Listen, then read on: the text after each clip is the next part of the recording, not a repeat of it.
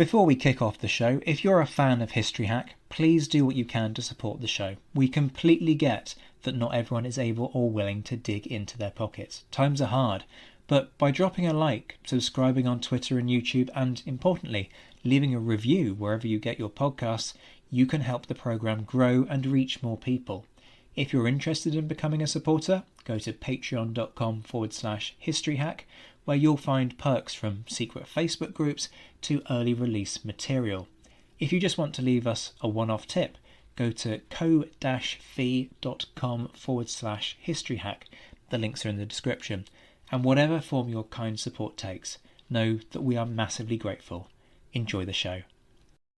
Hello and welcome to another instalment of History Hack.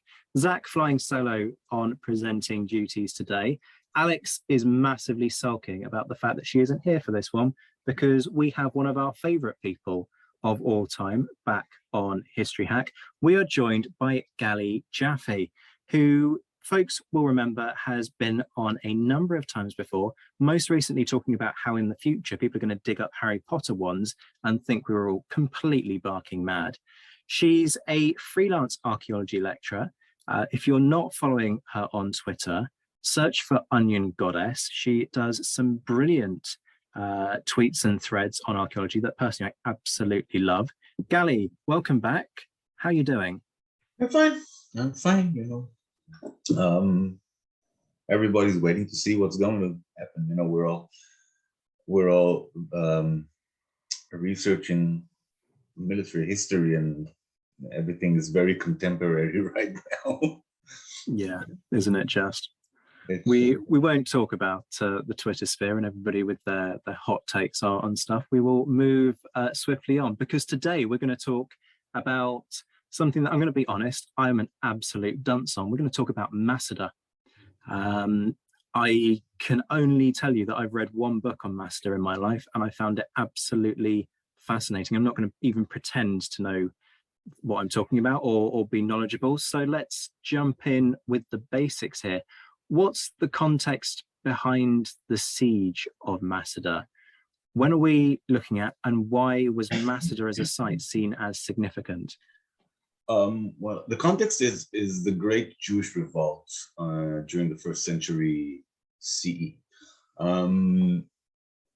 It's basically a revolt that began somewhere around 67 CE. The main instigation was riots.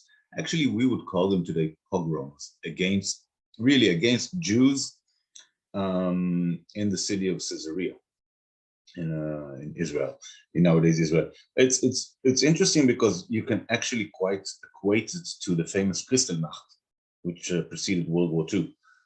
It was really ransacking of Jewish houses and shops, because it's all a result of political nuances and new laws, and basically saying that the people who are the important ones are not the Jews, and the Christians, let's say early Christians, pagans more likely, just use that as an excuse to go against the Jews. And then it was a surprise because no one expected it, but a revolt began against the Roman forces, which began in Caesarea and began to spread out all over Israel. It lasted for 6 years, and Masada is the last fort, the last man standing, if you will.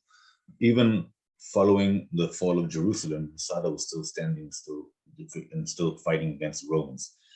That's why it's such important. It's perceived in Israel and Judaism as some kind of a symbol of standing against oppression, specifically against religious oppression, in that line of view. So that's basically where we are. We're talking about people like Titus and Vespasian, who were actually the main leaders of the forces who fought against the rebellion. That's I can do. When Titus had to, Vespasian had to leave in the middle. So Titus, his son, took over. He was the one who felled Gamla, the famous siege of Gamla, and then he felled Jerusalem. There's a lot of literature, contemporary literature, mainly from Josephus Flavius, which is, have to keep in mind when you read that it's problematic because he liked to enhance his stories. He liked to let his imagination flow sometimes. And somehow in all the instances, he's always the most important person and the one who's in charge of everything. Even though we know he was a prisoner, even though we know that for at least half of the siege and half of the revolt, he wasn't in the land of Israel at all. So if you read that, when you read that, keep it in mind. Isn't that true of a lot of Roman writers? I always feel that there's this inclination to embellish and in some cases to focus on what their patrons want to push forwards. Yes, it is. To an extent, yes, you're right. But we have to, specifically on Josephus, because we know the facts. He was a prisoner of Vespasian, and he was taken back with him to Rome in the middle of the revolt. And he still, when he writes about Masada, there's a big, a big speech given by the leader of the forces on the mountain. If you remember, there's a famous president's speech in Independence Day in the movie. Everybody's always, it's a famous scene, something like that. Now, there's no way Josephus could have known what was said on the mountain. He wasn't there, and maybe we're not even sure to this day that 2 women survived. What are the chances he met them and they remembered every word? So that's an example. And, giving himself credit for building all the defenses in the Galilee against the Romans, it doesn't make sense. Okay, talk us through the site itself, because if anybody's ever seen an aerial photograph of this place, and people just go Google it, it looks like an impossible place to besiege. I mean, it's practically clinging to a cliff. It's crazy. I can't even count the amount of times I've been there. And I'm a biblical archaeologist. It's not like I study this day to day, but it's sitting on a mountain crop that's on all sides. It's just cliffs. It's cliffs. There's no way. Today there are 2 ways, but originally there was one way to get up the mountain. It's called the Snake Trail. Everybody can understand why. Just zigzag up the mountain. It's on the eastern side that faces the Jordan River and the land of Jordan today. And it's originally, the person who built it was the famous Herod the Great, the one from the stories about Jesus. And he built it as some kind of summer vacation house. Now, he has a whole palace on the northern side, which is built out of 3 steps. If you look at the pictures of Masada, you can see that the northern side has 3 steps, and each step is actually a story of the palace. It's the bottom step was now, like in the last decade, it had gone under a lot of restoration work, and they redid the frescoes, and it's stunning. You stand there and you can only go wow. And I've been there a lot of times, and every time it's wow once again. Keep in mind, it's a site that if you decide to go into one of the areas, you have to go downstairs and then back up. So take that in consideration. It has one of the biggest mikvahs, which is a ritual bath, a Jewish ritual bath, one of the biggest ever found in Israel. I'm talking about something like, I think, 10 by 8 meters, with stairs going all the way down, stairs that are carved into the rock, and then plastered over. So everything looks very smooth and nice. It has at least 2 huge water cisterns to gather rainwater, because we're in the middle of the desert. Now, given there are streaming rivers all over the place, so it's not like there isn't a water source on site. And winter, when it rains, the area usually has a lot of floods in the river, so you can collect water. But they have big water systems on the site. There's a synagogue. So basically, it was built as a sort of a hotel resort for Herod, and it developed into a big city later, and it ended in in the revolt. Interestingly enough, there's one more layer of settlement, and it's not on the mountain, it's on the bottom. There are 2 caves which were used during the Chalcolithic period. We're talking about somewhere around 5000 BC. And that's the only 2 phases you have in Masada. There's nothing in the middle. There's no Bronze Age, no Iron Age, no nothing. You have two caves from 5000 BC and a settlement from the first century BC CE. At what point does it become fortified then? If it starts off as this sort of palatial residency type place? During the revolt. The fortifications are built against, and there's not too much to fortify in Masada. It's naturally as it is. The accounts tell of amazing stories, and these are things that we know from other places, so they're fairly true. Like that the Jewish rebels on the mountain would pour hot oil that was used down on the soldiers and things like that. And the Romans basically built, this is also something you can see from above, built 8 camps around Masada. You can circle it. Interesting point for English people, the designs of the camps in Masada are pretty much one by one the same as, let's say, Villanova on Hadrian's wall. Interesting. Which is interesting because it shows us the extent of the empire and how everything was basically the same, if it's built in England or if it's built in Palestine.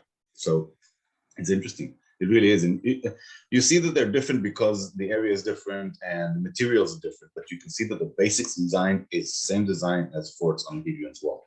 And given that they have between 50 to 60 year gap between the two buildings. Hadrian's wall is 120 CE, if I remember, more or less. So again, there's not much to fortify. The problem was when the Romans actually got to the mountain. Then things got bad. Yeah, we should probably head there next, shouldn't we? I mean, what happens over the course of this siege? Is this sort of textbook Roman siege tactics? I have a vague memory that there's a siege ramp that ends up being built. They're actually, yeah. The siege ramp is the last effort of the Romans. There were a few instances where they attempted other ways and tried to climb the mountain, escalated through this trail, and then what I said earlier about the whole issue with the hot oil being dumped on them, stuff like that, which made it hard. And then they actually they built a huge, like, it's a ramp, but it's built on a skeleton made of logs, wooden logs. They built huge skeleton wooden logs. This is built, interestingly, on the western side of the mountain, not on the eastern side. And then they poured dirt all over it, and they actually built a ramp riding all the way up to the walls of the not say fort, let's say settlement. And you can see the breach in the wall. To this day, you can see the breach in the wall. The most amazing thing about this ramp is this, that it's the second way to reach Masada today. If you're going to visit, you can either climb from the ramp or climb from the snake trail. The ramp is easy. FYI, if anyone's planning on going to visit. When you walk along the ramp, you can see on the sides, in the sections of the ramp, you can still see the wooden logs, the actual Roman 2,000-year-old wooden logs, because we're in the desert. And the dry air and the dry climate preserves organic material. So you can basically touch, don't break it, don't take anything, it's against the law. You can touch an actual 2,000-year-old Roman log from the siege of Masada. You can just see them, they're just sticking out of the ground. It's amazing. And this is all thanks to the desert, of course. So they built the ramp, and through that they breached the wall, and then they entered the city. And then that was basically, again, if we equate it to a movie, that's the moment you know that, okay, that's it. No one's getting out of this alive. There's no way. Do we have any sense of people trying to escape? I mean, you mentioned about how, actually, before we get to that, shall we rewind to the controversy? Because there is supposedly a mass suicide, isn't there? But then that's been disputed by some archaeologists. So talk us through the arguments that are going on here. The suicide story goes like this. There are two suicide stories in the whole event of the Great Revolt of the Jews against the Romans. The first one is in Gamla, which also Gamla it's by the Sea of Galilee on the Golan Heights, and it's called Gamla. Gamal is a camel in Hebrew, and it looks like a hump of a camel. and it's got steep sides. And in Gamla as well, we also know through the writings of Josephus that people actually just threw their children and then threw themselves down when the Romans actually breached the town. Second story is the one in Masada. Now in Masada, it becomes more interesting because when Yadin, we'll get to the excavations in a moment, but when Yadin excavated, he found let's call it, for lack of a better phrase, the lottery stones. We actually found potsherds, which we call ostracons. Ostracons are potsherds that have writing. And he found, if I remember correctly, 12 ostracons with names on them. The assumption was, Yadin's assumption was, and this is excavated in the 70s. So you have to understand that the whole atmosphere towards archaeology, biblical archaeology, Jewish archaeology was different. The whole atmosphere was more in the lines of, okay, this happened, we just have to find it. Much less doubt than today. And what he concluded was that these are actually the lottery names, and that they actually pulled out names, and the last one was actually the one who pulled out his name last was the one to stand last. He'd have to make sure everybody died. Whoever didn't kill himself, he would kill him and then kill himself. This goes back to the speech that I talked about earlier, in which the speech, it's whether it's real or not, it's a beautiful piece of leadership pep talk, because what he basically says there is that we're not going to go into to be prisoners of war, and we're going to kill ourselves to show the Romans that we died out of our own choice, and not because we didn't have any other choice. We're keeping, it's a way of saying we're still keeping control of our lives. Plus, they ransacked all the food. They didn't leave anything for the Romans. You know, it's a famous tactic through all history that you conquer a place and then you can use whatever's left to supply your army. The famous scorched earth of Stalin. So he didn't invent anything. People in Masada did it 2,000 years before him. Now, in later years, yeah, people have been starting to say that maybe there wasn't a mass suicide, and maybe it's much less heroic and romantic than we want to imagine it. And because Masada, for the land of Israel as a political entity, and for the Jewish people, has become some sort of symbol. You know, there's a famous Israeli saying, again, Masada shall not fall. It's like, you know, a saying of, we're strong and we won't let this happen, blah, blah, blah. So it's kind of an ethos that people are not going easily into the hands of the enemy, and are willing to give their life to fight for what's important for them, and keeping their Jewish aspect of their life. It's so important to keep the Jewish aspect that they prefer to die to lose it. So, and again, it all ties in with the political atmosphere and people trying to elevate Masada into some kind of big heroic story, you know, to bring the people together. But if you look at the facts, I think it's fairly right to say that we are not sure that there was a mass suicide. Can't say that it wasn't. Why we can't say there wasn't goes back to Josephus. We can't completely trust what he wrote. Have any bodies ever been found on the site? Not that I know. And that's amazing, because you would expect something.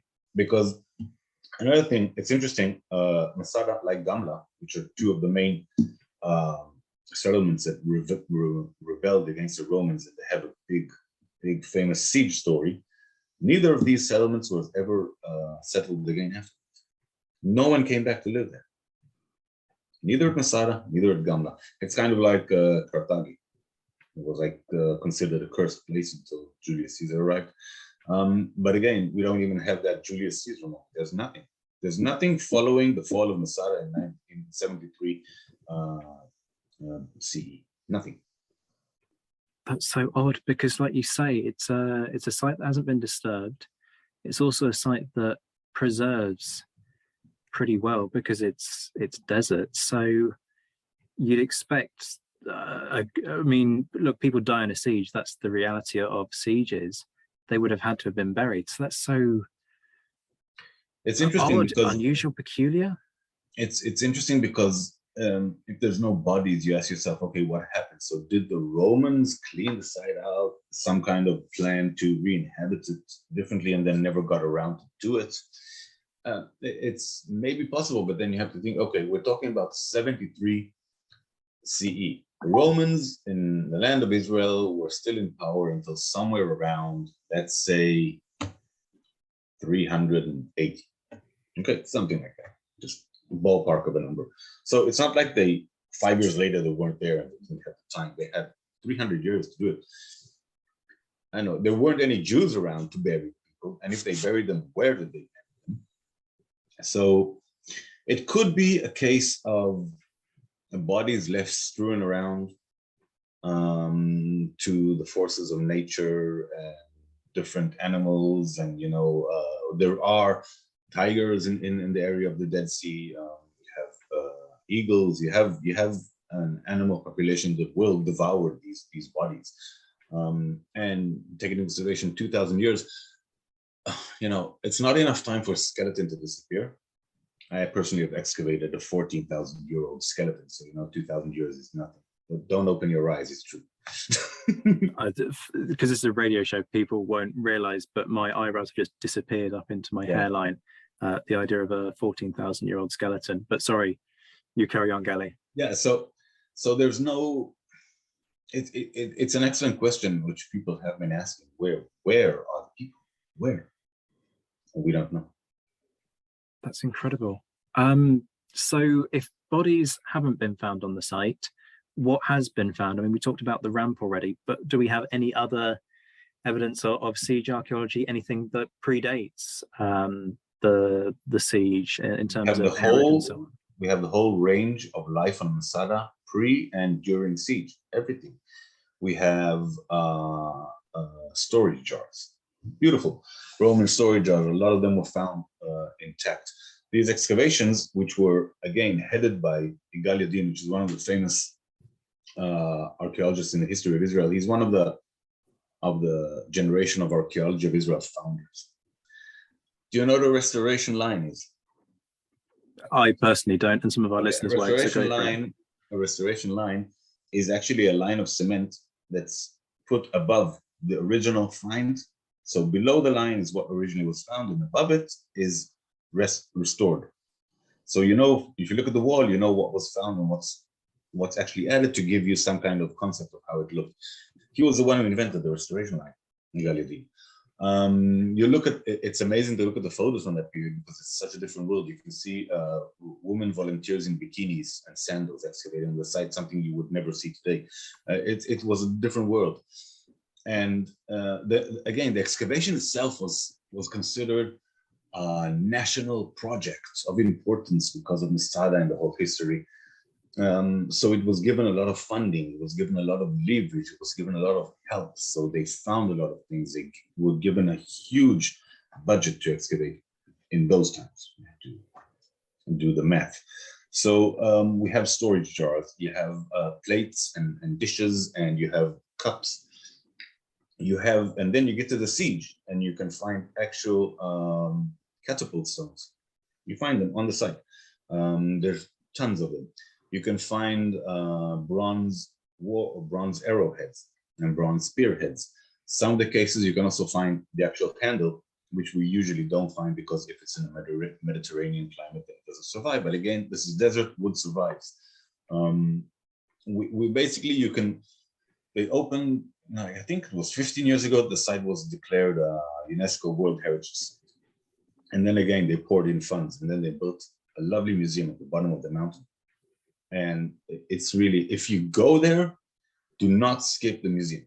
The site itself is amazing, and spend as much time as you want on the mountain. But do go to the museum, because that's where you actually see the day-to-day life, and you can see it. And it's a huge amount of vessels, because keep in mind that this site stopped living more or less from today to tomorrow. The Romans breached the wall, there was some fighting, then there was a whole event of the yes or no suicide, and that's it. So everything just stayed in place. No one cleared the site, no one left, no one took his valuables and ran away. Like you find in other sites, a lot of sites where you can actually find, you can see that people actually abandoned it. You can see what's missing. Everything is there because no one left and no one had time to take anything from it. Again, because it's a desert, we also have finds like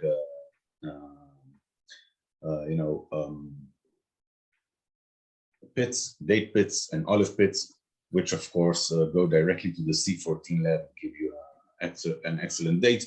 But given the story of Masada, we don't need to run a C14 test to know the date, because it's not the same, but more or less you can equate it to Pompeii in that area. Can I ask about the two escapees? You mentioned that there were two women who it's thought managed to get out. What do we know about them? And also, are there stories about other people sort of trying to get out sooner and not being allowed to?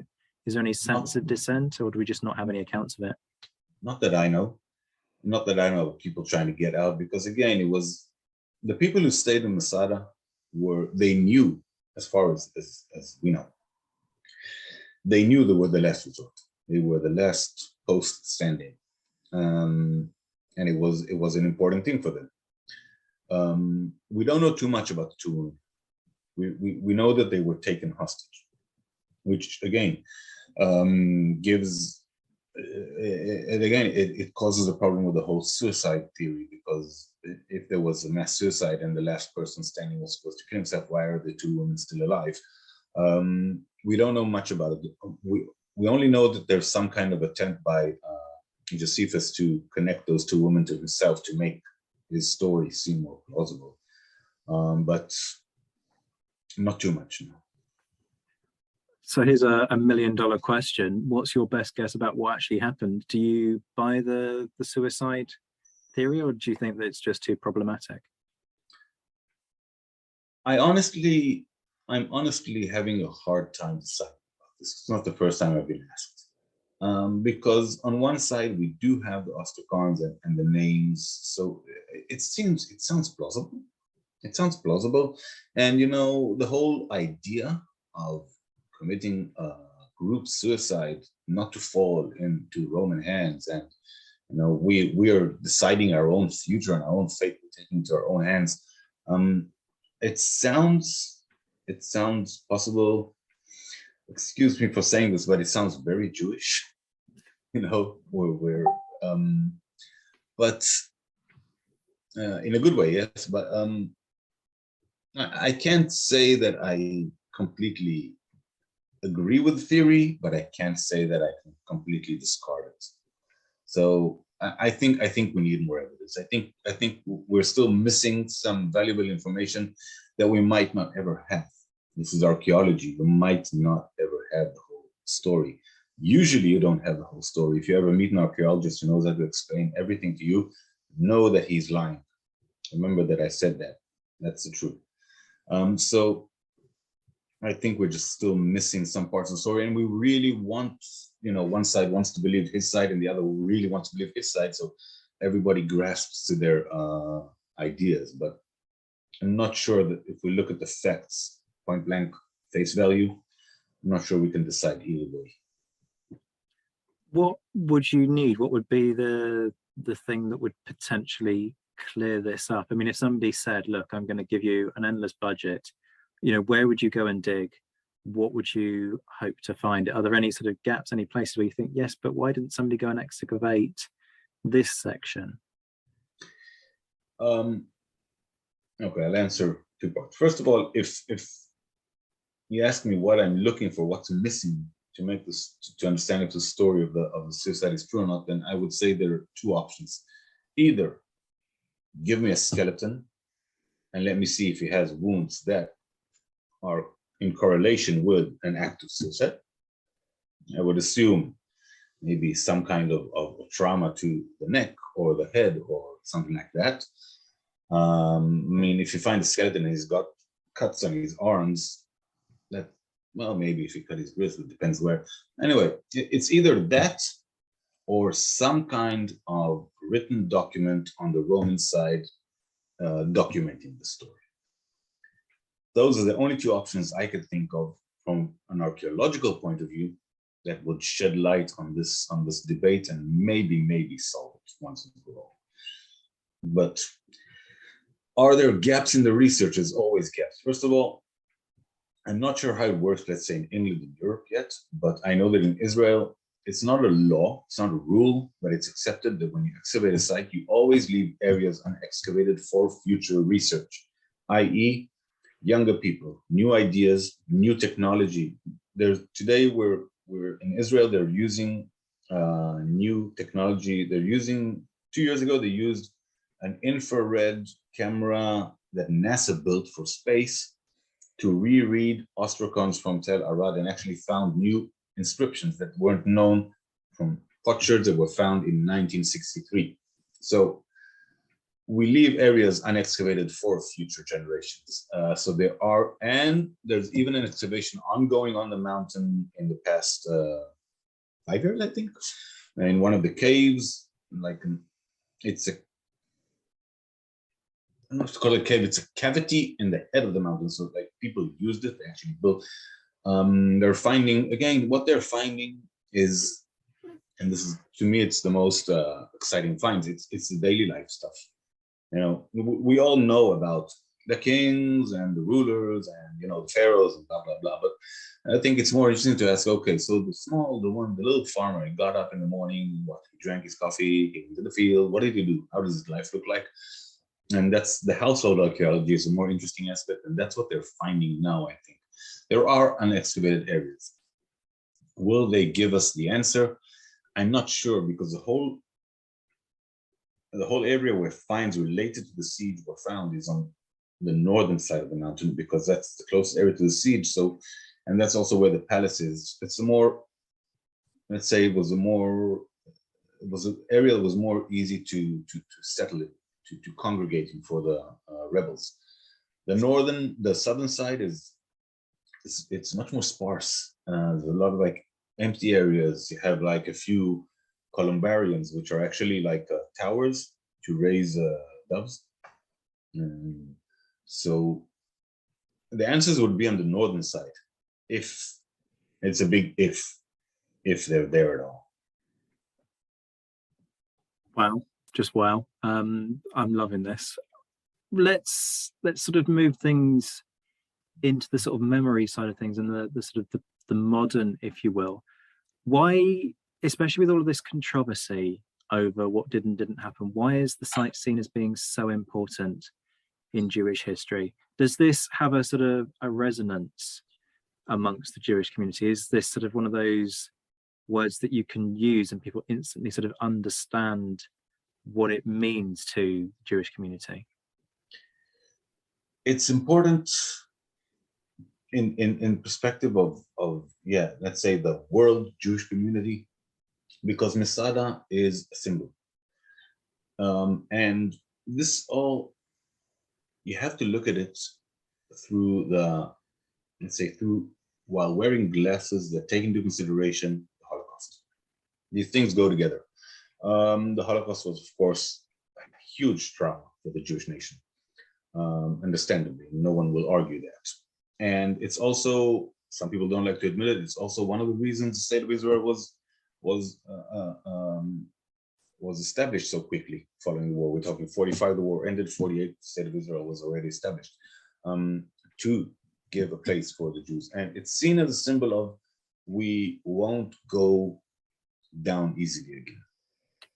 And it's a famous story. It was famous before the excavations. It's a story well known because of Josephus. With all its problematic issues, it's still a document. It's still documentation. So it was known already. It was taught. So then when the actual finds came out of the ground and served as proof, and again, we can debate if they committed suicide or not. We cannot debate if there was or wasn't a siege, and if there was or wasn't a rebellion. There was. A rebellion was all throughout the land of Israel. The siege was there for a year, I think, maybe a little less. And again, this is a siege. These people are rebelling against the Romans, against a huge Roman Empire, after their capital and their major temple had already fallen. Jerusalem fell in 70 CE. This is 3 years later, and they're still fighting against the Romans. There's hardly any central leadership in it. This is like a gang of people who just say, we're not going down. We won't let you take us down. And you add to that, that according to the accounts, they had a pretty good run.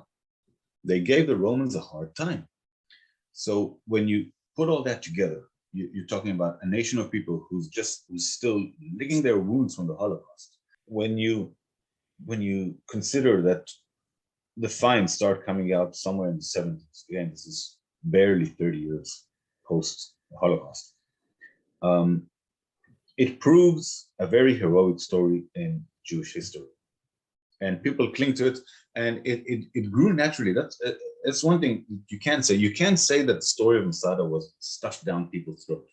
It grew naturally. People just took it and turned it into what it is today. Is it a little bit, let's say, nationalistic? Yes. You can't go around it. It is. But you can understand why that happened. And if you put all that aside, what you have here is a site full of archaeological finds, which you can actually correlate to a written document contemporary of the same time, even with its issues. There's a lot that works together, a lot. So, and it doesn't happen too much, especially, if you're talking, let's say if we go to the realm of biblical archaeology, only when you reach, let's say, the 8th century BC, you start to see correlation between the biblical text and the archaeological find in a way that's hard to dispute. Let's say the famous siege, the famous Babylonian siege of Jerusalem. We have it in the ground. We do. As opposed, let's say, to the Davidic and Solomonic stories. I think we did an episode about that sometime here. I did one with Alex, I think. So this is much later, of course, but still, it's pretty amazing when things work out together in such a spectacular way.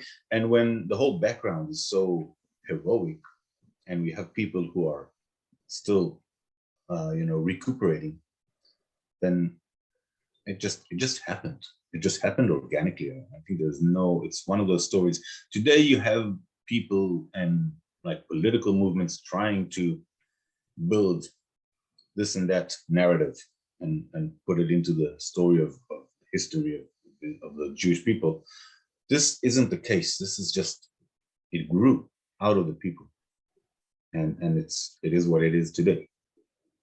Yeah, it's just, you can't dispute it, can you? It is just there. The only issue for people to debate is quite, how did it end? Yeah. You mentioned that it became a UNESCO World Heritage Site, Yeah. I think. Today it's a massive tourist attraction. I believe you mentioned about the museum.